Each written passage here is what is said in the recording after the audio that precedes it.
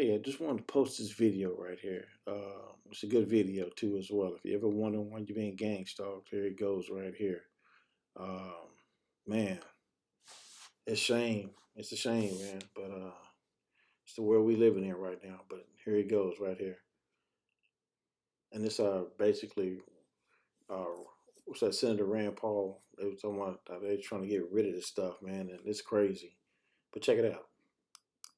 So, to update us, I believe a vote was taken in the Senate yesterday, and unfortunately, not enough people joined you and some of your colleagues who did stand against this provision. Update us on the state of the votes being taken place. I was pleasantly surprised how close we got, actually. Mike Lee and I led the effort to try to remove FISA, the Foreign Intelligence Surveillance Court, from the defense bill. There's a Senate rule that says you can't put things into a conference report that wasn't in either the original Senate bill or the House bill. But the bottom line is our arguments were not technical arguments. Our arguments were that FISA collects data on Americans, and they search Americans routinely without a Fourth Amendment warrant. And I think that this is something incredibly important. It's not a rare occurrence. The FBI searched the database for Americans' data, communications, etc., over 3 million times in a recent year. So this is not an uncommon abuse of power. And I think it's incredibly important that we say for Americans' communications that you should have to go to a public court, to an Article 3 judge, and obey the Fourth Amendment, that there's probable cause of a crime. Under FISA, they use a lower standard, probable cause of relationship with a foreign entity, which ultimately really is also really dumbed down or made less stringent to meaning if you've ever talked to a foreigner on the phone. So there's just millions of phone calls, emails, text messages back and forth between foreigners and Americans. And I'm okay with the lower standard if you're going to be searching somebody in Libya. But if an American is in the database, you shouldn't be able to search it without going to a real judge in a public court. So the votes in the House have been described as a Hail Mary. Can you give us a sense of what the landscape is likely to be and what it would take to stop this from being reauthorized? Well, the rules are very strict on what can be done to a conference report. Now, they have control of the House, so they can either choose to vote on the conference report or they can choose on voting on alternatives that include some reforms. But a few days ago, the reforms, they said they were going to vote on two different possible reforms. The establishment bill, which really doesn't, does window dressing and doesn't reform the FISA, and then one by Jim Jordan that actually would have more significant reforms.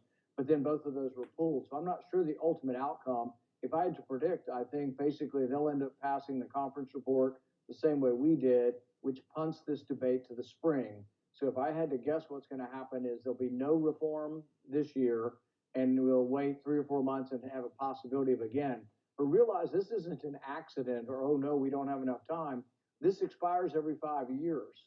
And so they've had 5 years to think about it, and we've had several years since the Carter Page abuse of power to the Trump campaign to think about this, and yet at the last minute they seem to have no time. Most of them, this is a planned sort of way of trying to avoid reform. The FBI usually comes forward and says, oh, we'll do better. We promise to do X, Y, and Z, and then they don't do it. For example, a few years ago, Congress told the FBI that every time they searched it, they had to write down a reason. At the very least, write down your reasoning for why you're searching an American. And they searched 3 million Americans and didn't put the reason down, a dozen times. They just don't obey their own rules or any rules. And really what you need is oversight, and it has to be public oversight of Congress. So many conservative voters are clearly outraged about what they view as abuses of law enforcement, what's described as the weaponization of the federal government. This is one of the top concerns of Republicans who voted in primaries, of Republicans who supported President Trump.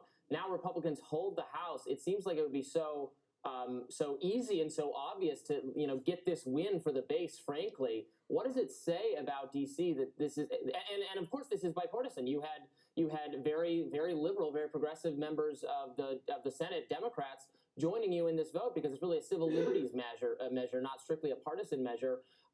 And yet Republicans voters so clearly care about this. Why is it still so hard to get it done in a chamber, not your chamber, but the other chambers controlled by Republicans? There used to be more right-left continuum on this, with progressives coming forward. And, think about back in the 1960s, the left was actually much more condemnatory of the FBI for the illegal wiretaps of Martin Luther King, civil rights protesters, Vietnam War protesters. The left was very good. But when it came about a few years ago that the person that was the victim was Donald Trump, they just seemed to not care so much. The derangement with hatred of Donald Trump made it such that they couldn't remember it's about the principle, not the person. For example, I'll give you, this is a perfect example.